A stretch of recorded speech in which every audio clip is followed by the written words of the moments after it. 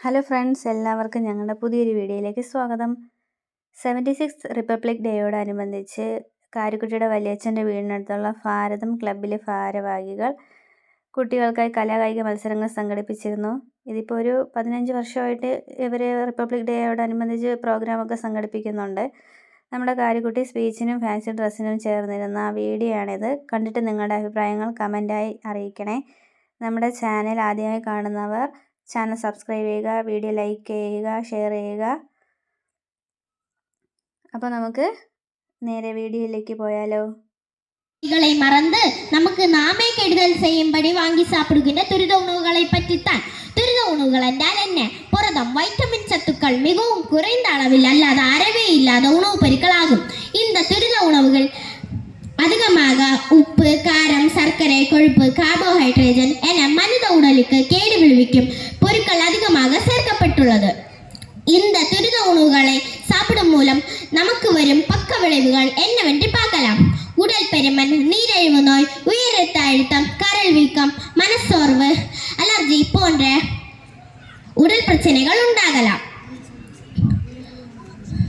இன்றைய தலைமுறையில் சிறு வயதிலிருந்தே வீட்டு சாப்பாடை விட விரும்பி சாப்பிடுவது இந்த துரித உணவுகள் தான். அரிசி மாவும் உளுந்து மாவும் கலந்து அம்மா சுட்ட தோசையை விட நம் சிட்டுக்களுக்கு பீஸா தான் ரொம்ப பிடிக்கும். புட்டு வேணுமா, பேக்கரி ஃபுட்டு வேணுமா என்று கேட்டாலும் பேக்கரி ஃபுட் தான் வேணும் என்று சொல்வார்கள். அந்த அளவுக்கு நம் தலைமுறை துரித உணவுகளுக்கு அடிமையாகிவிட்டது.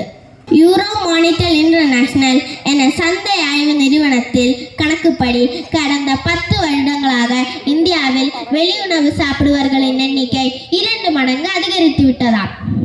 இதனால் என்னவானதென்றால், சற்று தும்மினால் ENT டாக்டர், மூட்டு வலியா ஆர்த்தோ டாக்டர், நெஞ்சு வலியா கார்டியாலஜிஸ்ட் என நம் உடலில் இருக்கும் ஒவ்வொரு உறுப்புகளுக்கும் ஒவ்வொரு மருத்துவர்கள். நம் முன்னோர்கள் நல்ல உணவுகளை உண்டு அந்த உணவுகள் மூலம் நல்ல உணர்வுகளை பெற்று உணர்வுகளை சிந்தனையாக்கி மாற்றி சிந்தனையை செயலாக்கி வந்திருந்தவர்கள்.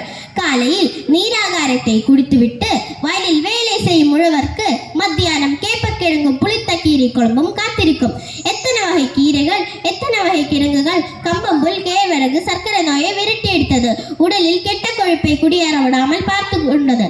வயிற்றில் புழு இருந்தால் அகத்திக்கீரை, உடலில் சூடு ஏறினால் வெந்தயக்கீரை, பித்தம் அதிகமானால் இஞ்சி எலுமிச்சை சாறு, இருமலுக்கு துளசி, ஞாபக மறதிக்கு பிரம்மி என அனைத்து நோய்களுக்கும் உணவே மருந்தாகி இருந்தது.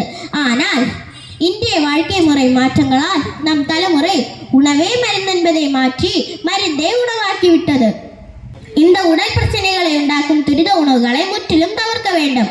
நம் பாரம்பரிய உணவுகளை கை கொள்ள வேண்டும்.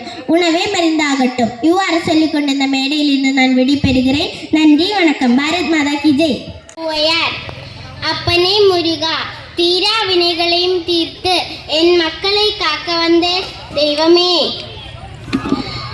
கொடியது கேட்பின் வடிவடி வேலோ, கொடிது கொடிது வறுமையின் கொடிது, அதனினும் கொடிது அன்பில்ல, அதனினும் கொடிது இளமையில் வறுமை, அதனினும் கொடிது ஆற்றுணா கொடுநோய், அதனினும் கொடிது அன்பில்லா பெண்டீர், அதனினும் கொடிது அவர் கையால் இன்புறம் உண்பது താനേ.